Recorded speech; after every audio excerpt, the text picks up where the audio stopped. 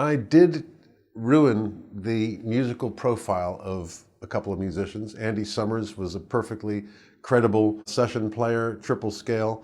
I, like a siren, tempted him into the depth of punk, which he joined willingly. Sting, same thing. There we had a perfectly good jazz band, perfectly respectable jazz prog kind of thing, and I took him down into the harsh pit of punk for the betterment of all of us. And in a way, it was a mistake, because I was supposed to be working with actual punks, but just some element of musicality said, I don't care about the punk thing, I want to work with that guy. That's who I need to be making music with, and whatever music we play, we'll figure that out later. I want that guy.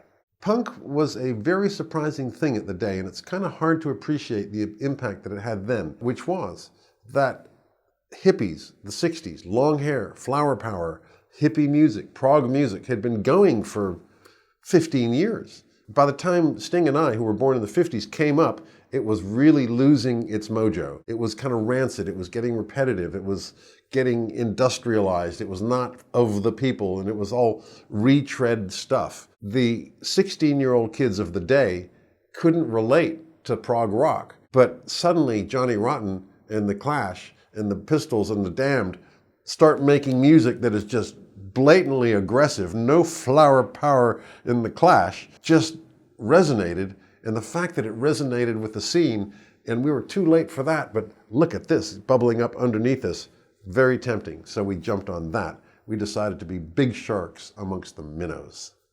The punk rock had a different energy, which was distinct from the failed prog rock, which we could call pub rock.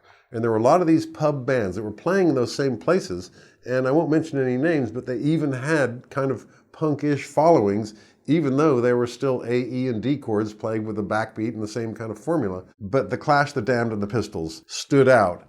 That was the triumvirate from which all of the other real punks derived. And I wish I could mention some names, but I won't, because they were nice guys. But there was a distinction between pub rock and punk rock. And punk rock just had the anger, the energy, the fire,